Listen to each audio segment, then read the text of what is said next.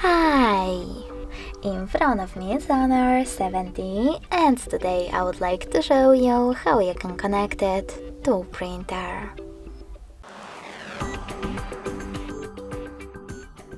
First of all, go into Settings, then click on More Connections.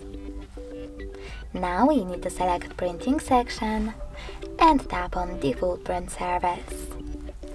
Then just wait for your device to connect. If you wish to use different print service though, you need to disable this one by tapping on this switcher next to it. Click on the back button and tap on Add Service instead. Then install the best one for you, in my case HP1, and tap on the back button twice.